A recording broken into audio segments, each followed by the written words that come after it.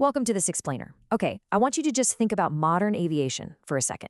We have jets breaking the sound barrier, right? We've got drones navigating the entire globe via satellite, and stealth bombers designed to be literally invisible to radar. It is an absolute marvel of cutting-edge technology. But there is this fascinating paradox hiding in plain sight, right up there in our modern skies. Today, we're going to unpack a technological mystery that completely baffles a lot of people outside the aerospace sector. It's the story of why the absolute most advanced machines on Earth are tethered to the ground by technology that your great-grandparents used to listen to baseball games. So really, why do billion-dollar jets still use century-old radio tech? I mean, we live in a digital age. Your smartphone uses crazy advanced digital modulation. Your home Wi-Fi uses incredibly complex frequency hopping schemes just to stream a video. Yet, an industry that is totally obsessed with stealth, supersonic speeds, and absolute precision globally relies on analog amplitude modulation. That's AM radio. We're talking about a technology born well over 100 years ago. So why on earth haven't they upgraded? Okay, let's dive into this. The answer actually lies in the VHF airband, specifically that little slice right between 118,000 and 136,975 megahertz. This specific chunk of the radio frequency spectrum is the global stronghold for both civil and military voice communications. Across the entire world, it doesn't matter if you're taking off from Heathrow or landing at some remote dirt strip in the middle of nowhere, whenever an air traffic controller speaks to a pilot, they're doing it using AM in this exact band. It's not just some localized weird quirk. It is an ironclad worldwide standard. But to really get why this standard refuses to die, we need a quick refresher on how AM actually works under the hood. At its core, the physics of amplitude modulation are just beautifully simple. Imagine a continuous, high-frequency radio wave. That's your carrier signal. To send a voice message, you simply vary or modulate the strength, the amplitude of that carrier wave, so it perfectly matches the peaks and valleys of your voice. And this brings us to the modulation index. Think of it like a ratio. It's basically just a mathematical way of measuring exactly how deeply your voice is imprinting itself onto that baseline radio wave. Now, when you run that modulation through a trigonometric equation, it elegantly expands into three distinct parts. It's like a neat little mathematical package. You have your original carrier component anchoring the middle. Then your voice is quite literally mirrored on both sides. You get a lower sideband, which is the carrier frequency minus your message frequency, and an upper sideband, the carrier plus your message frequency.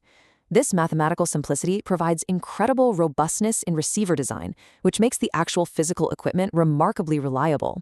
Because of that physical footprint we just talked about, bandwidth is absolutely crucial. In aviation, audio is strictly filtered, so the highest frequency allowed through is just 3 kilohertz. To put that into perspective, that is just enough for a human voice to be perfectly understandable, kind of like a classic telephone line. Since AM requires twice the highest frequency of the message to fit both of those sidebands we just mentioned, this really neat 3 kilohertz limit keeps the total bandwidth super narrow, and that directly determines how many channels we can pack into the sky, resulting in the highly regulated 8.33 kilohertz or 25 kilohertz channel spacing that's used globally. It's highly structured for sure. But let's get to the real, pulse-pounding reason this century-old tech is still around. Seriously, what happens if two planes transmit at the exact same time? Just imagine this real-world nightmare scenario for a second. You have a massive commercial jet 10 miles out from the airport, they've got a critical engine failure, and they're declaring an emergency. At that exact same millisecond, a small private plane, sitting just half a mile from the control tower, presses the microphone button to ask for, routine taxi directions. In the world of radio communications, we call this simultaneous transmission, and the tower desperately needs to hear that emergency call. And this brilliantly illustrates the massive aha moment of our entire explainer. If aviation used FM, frequency modulation, exactly like your car radio uses, the receiver at the tower would experience something called the capture effect. It locks onto the stronger, closer signal from that nearby small plane and completely suppresses the weaker one. So that jumbo jet's emergency distress call? Entirely silenced, literally gone. But with AM, the signals mix linearly. Instead of silence, the mixing of the two waves creates what's known as a heterodyne beat. Basically, you get this really loud, terrible squeal or whistle, along with a garbled mix of both voices. Now, hearing a terrible squeal might sound like a technical flaw, right? But it is actually a life-saving feature.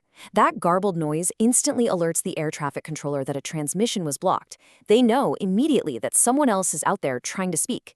The controller can instantly radio back. Station calling, say again, you are stepped on.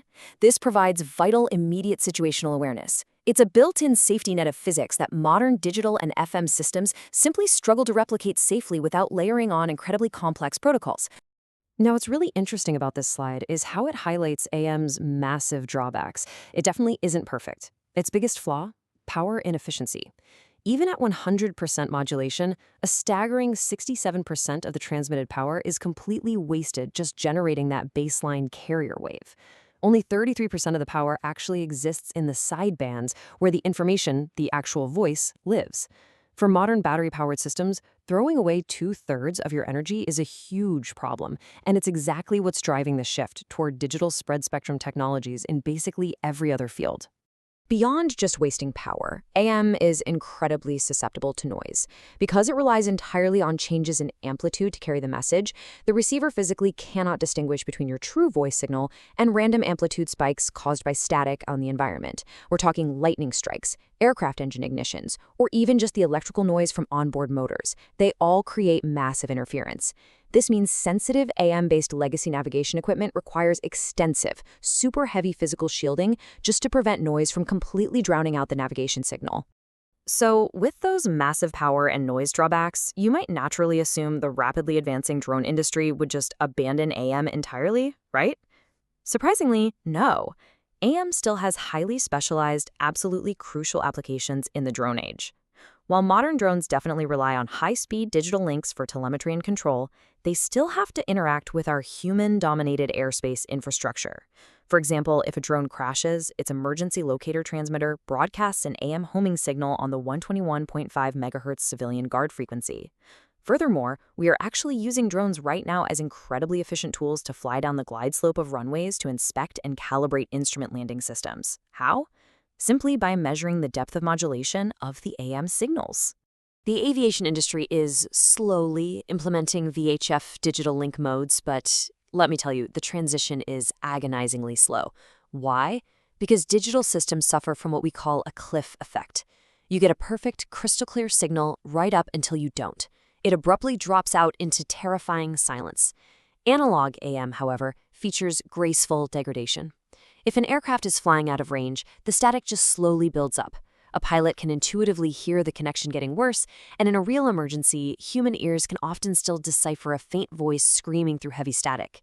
Pilots much prefer this predictable analog reality over the sudden, terrifying silence of a digital cliff. And this leaves aerospace engineering with a really profound trade-off. Will pristine digital silence ever be worth sacrificing the life-saving static of AM? It's an incredible battle between the crisp efficiency of modern digital networks and the raw, fail-safe physics of the past. As we continue to fill our skies with autonomous drones and hyper-advanced jets, that century-old radio wave isn't going anywhere just yet, because sometimes a little noise is exactly what you need to survive. Thank you so much for joining me for this explainer, and I hope you never look at the invisible signals keeping our skies safe the exact same way again.